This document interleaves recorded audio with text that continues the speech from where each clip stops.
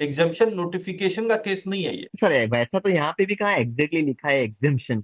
No, यहाँ tax का ही लिखा है कि नहीं लगाया है टैक्स, फिर वो एग्जेम्प्ट हो या नॉन सप्लाई समझो, क्या फर्क पड़ता है? ओके, यहाँ पे ऐसा कोई ऐसा वर्ड नहीं लिखा हुआ है एग्जेम्प्ट।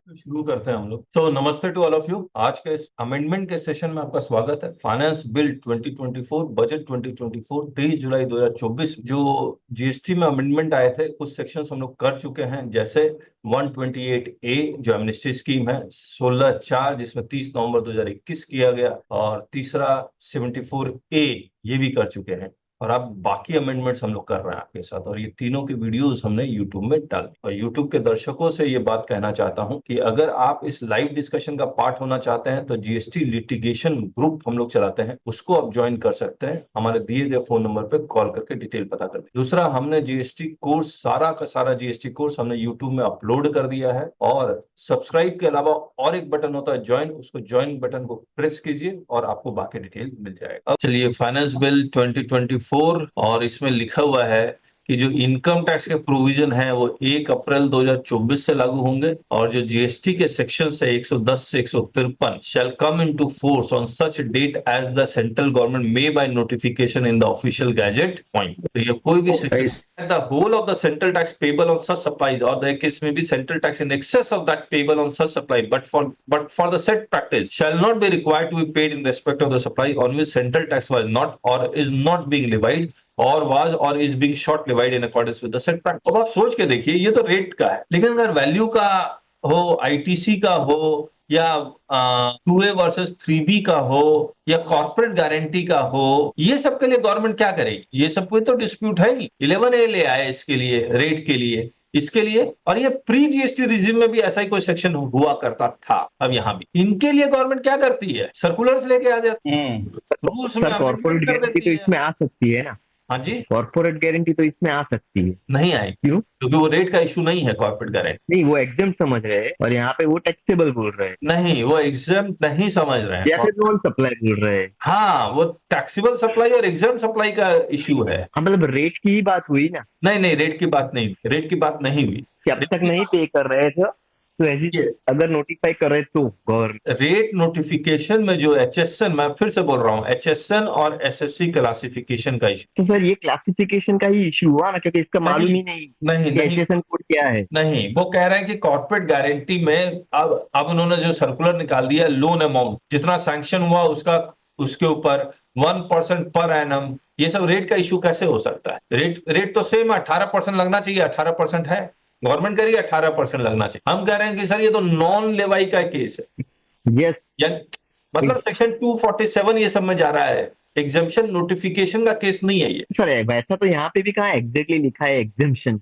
नो, यहाँ टैक्स का ही लिखा है कि नहीं लगाया है टैक्स, फिर वो एग्जेम्प्ट हो या नॉन सप्लाई समझो, क्या फर्क पड़ता है? ओके, यहाँ पे ऐसा कोई ऐसा वर्ड नहीं लिखा हुआ है एग्जेम्प्ट। चलिए ठीक है, ठीक है, डिस्कशन का पार्ट। आइए आगे, किसी का कोई सवाल है तो। सर मैं एक खाली ऐड करना चाहता हूँ।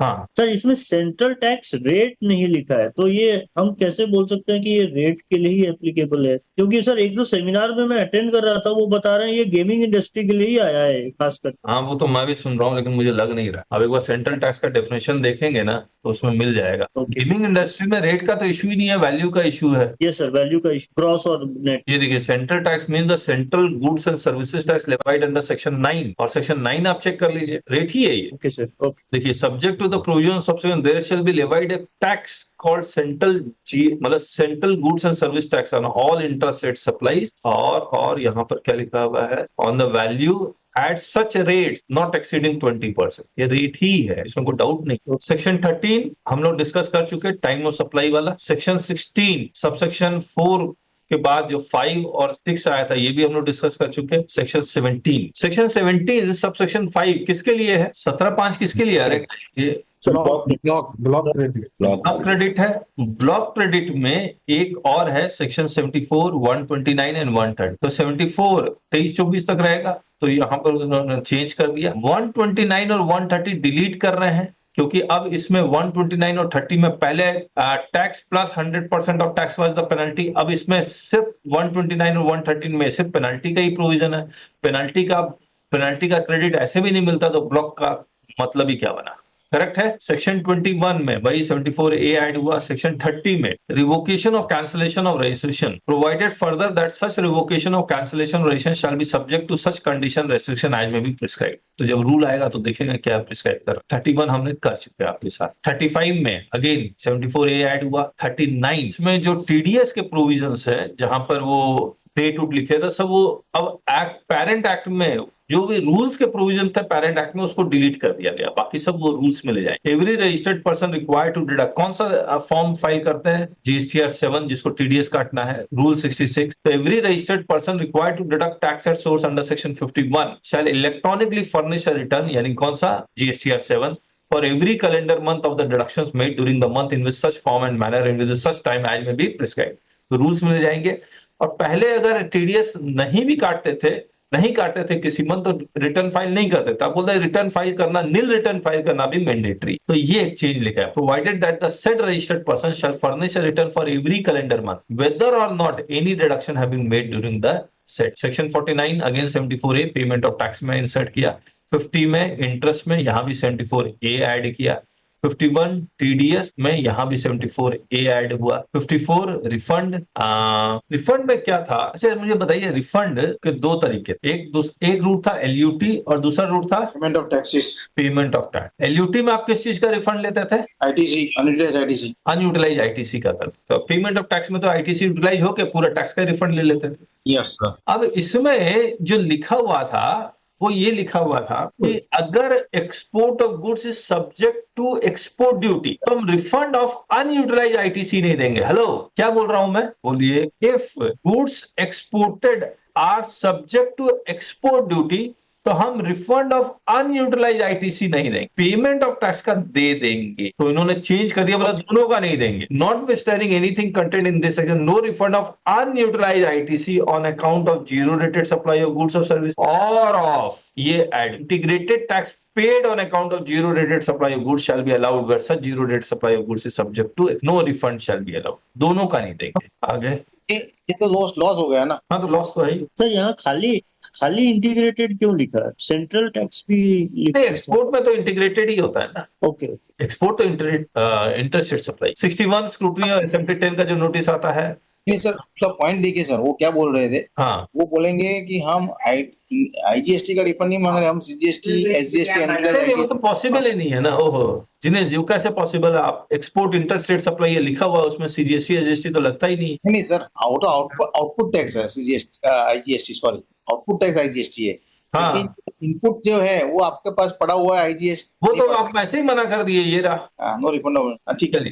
सेक्शन 62 ये सब 74A ऐड हुआ है। 64 ऐड हुआ है। 65 ऑडिट वाला ऐड हुआ है। 66 ऑडिट वाला ऐड हुआ है। सेक्शन 70 समन में क्या होता है? समन भेज देते थे भैया रिलायंस से मुकेश अंबानी जी हाजिर हुई है। तो अब उन्होंने क्या कहा कि भैया मुकेश अंबानी जी को अगर आप समन देंगे यानी कि बड़ी बड़ी कंपनी के बड़े बड़े मैनेजिंग डायरेक्टर को अगर आप समन देंगे तो वो नहीं जाएंगे, अपने ऑथराइज रिप्रेजेंटेटिव को भी भेज सकते हैं। समन में एक सबसे बड़ी प्रॉब्लम थी जिसके नाम पे उसी को जाना होता था, ऑथराइज रिप्रेजेंटेटिव को नहीं भेज सकते। अब इन्होंने change all person summon under subsection 1 shall be bound to attend either in person or by authorise representative or by an authorise as such officer may direct and the person so appearing shall state the truth during examination or make statements or produce such documents and other things as may be required. 73 हम लोग discuss कर ही चुके।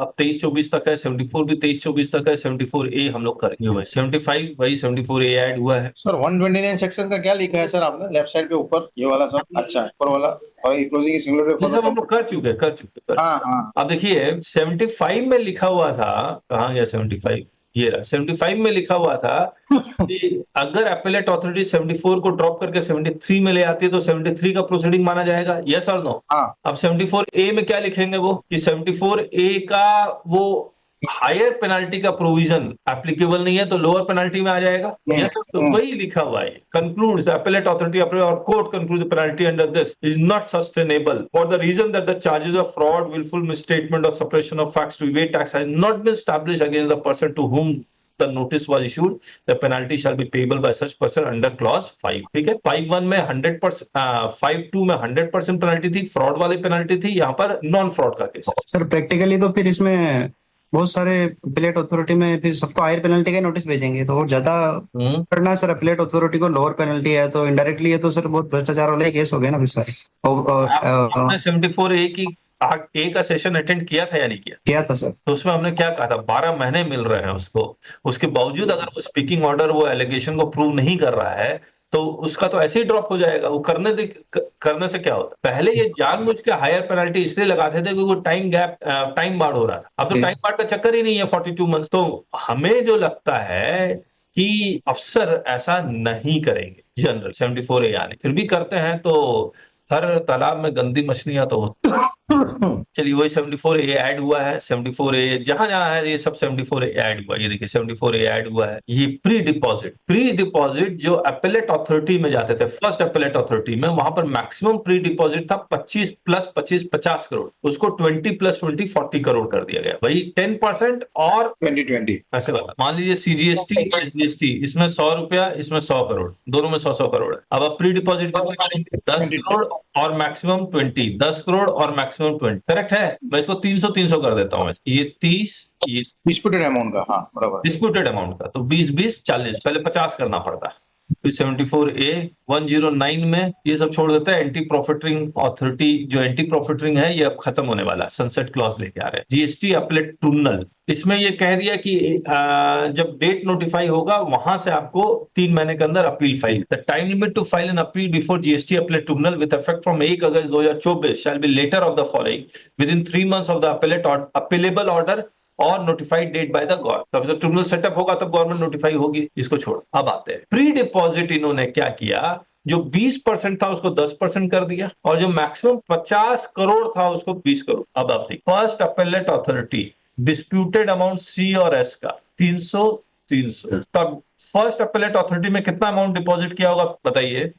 अगर 30 किया होगा, 20 किया होगा, 20 to 20 हाँ अमेंडेड में 20 किया होगा, हाँ है ना? अब आते हैं सेकेंड अपीलेट ट्रिब्यूनल में कितना, अगेन 20 10% हो गया ना।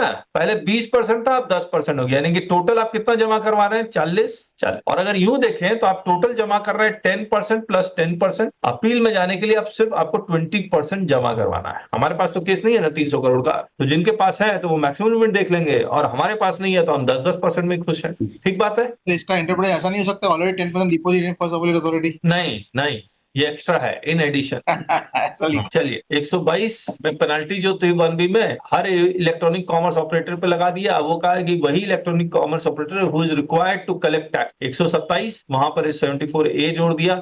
128A हम लोग कर ही चुके हैं आपके साथ। ट्रांजिशनल क्रेडिट में कुछ इश्यू था, मैंने देखा नहीं। 171 अगेन एंटी प्रॉफिटरिंग का हमारे काम का रही है। शेड्यूल 3 यहाँ पर एक मेन इंश्योरेंस कंपनी फिर वो मिल के इंश्योरेंस दे रही है, क्योंकि मान लीजिए रिलायंस इंडस्ट्रीज का 40,000 करोड़ का प्लांट है या 3,000 करोड़ का प्लांट है। अब इसमें क्या करती है, मान लीजिए जनरल इंश्योरेंस कॉर्पोरेशन और कई प्राइवेट कंपनी है। एक इंश्योरेंस हुआ, इसको इंश्योरेंस प्रीमियम मिला और इसको इंश्योरेंस प्रीमियम मिला मान लीजिए 100 करोड़ का, इस पे GST 18% दे दिया गया। अब ये इंश्योरेंस प्रीमियम इनको भी बांटती है, तो इनके ऊपर फिर से GST ना लगे इसके लिए इसको नो सप्लाई में डाल, इसके लिए पैराग्राफ 9। और ये हम लोग 146 कर चुके। 16(4) का बेनिफिट पुराना रिफंड नहीं मिलेगा। ये IGST में वही वाला अल्कोहल वाला ऐड किया। सेक्शन 6 से जनरल प्रैक्टिस मैंने बताया था हर जगह होगा ये। और ये जीरो रेटेड सप्लाई दोनों का क्रेडिट, एक्सपोर्ट ड्यूटी है तो दोनों का नहीं मिलेगा रिफंड, ना अनयूटिलाइज ITC का ना पेमेंट ऑफ IGST। फिर हाँ, यहाँ भी 10% था, यहाँ पर वो 40 करोड़। IGST का तो 40 करोड़ ही होगा ना। फिर UTGST में आते हैं, वही अल्कोहलिक वाला, फिर वही जनरल प्रैक्टिस वाला 2A ऐड कर। Goods and services compensation to states, यहाँ भी जनरल प्रैक्टिस ऐड कर। कंप्लीट। चलिए इससे का सवाल? Sir, is there any case law where pre-deposit is waiver is given? No, वो तो आपको हाई कोर्ट से जाके लेना पड़ेगा ऐसे केसेस में जहां पर हाई पिच असेसमेंट कर देता है। 2 रुपया निकलना है, 200 करोड़ बना दिया, समझ रहे हैं आप? Okay, okay. वहां पर आपको हाई कोर्ट से रिलीफ लेनी पड़ेगी कि सर ये एडजुडिकेशन सही नहीं हुआ है। और कोई सवाल? सर सेक्शन 16(4) के बाद 16(5) 16(6) दोनों ऐड कर दिया ना? Yes yes. रिफंड वाला बताइए ना, जीरो रेटेड वाला तो क्लियर नहीं हुआ। देखो दो तरह से रिफंड लेते हैं ना, एक तो अनयूटिलाइज आईटीसी और दूसरा टैक्स पे करके। तो जो रिस्ट्रिक्शन था अनयूटिलाइज आईटीसी पे था, मतलब एक्सपोर्ट ड्यूटी है तो अनयूटिलाइज आईटीसी का रिफंड नहीं देंगे। अब उन्होंने पेमेंट ऑफ रूट से भी जाते हैं तो भी रिफंड नहीं देंगे। चीजें पूरा लॉस हो जाएगा, क्लेम नहीं होगा। नहीं, अगर एक्सपोर्ट ड्यूटी लग रहा है तो आपको रिफंड नहीं मिलेगा। अब बस समझिए इस चीज को, ऐसे भी रिफंड क्यों मिलना चाहिए? एक्सपोर्ट ड्यूटी लगाया क्यों? जरूरी है अपने कंट्री को प्रोडक्ट एक्सपोर्ट ना हो जाए। एक्सपोर्ट ना हो जाए और रिफंड भी दे देंगे तो फिर सस्ता हो गया ना। हाँ हाँ, मतलब वो जरूरी चीज चली गई बार। हाँ, ओम प्रकाश जी नमस्ते। ओम प्रकाश जी आवाज आ रही है? ओम प्रकाश जी हमारे साथ नए जुड़े हैं, दिल्ली के हैं एडवोकेट। और कोई इशू? ठीक है सर। सर 16(5) में तो वो टाइम लिमिट बढ़ा दिया ना सबका, 17, 18, 19, 19, 20, 20, 21 का। हाँ हाँ, 16(6) में। रजिस्ट्रेशन कैंसिलेशन वाला। हाँ, ठीक है। चलिए फिर, थैंक यू सो मच। कल मिलते हैं। कल मुझे लगता है हर अमेंडमेंट हो गया है। एक दो शायद सर्कुलर्स आया है वो हम लोग नहीं कर पाए। सर कल मिलेंगे सर।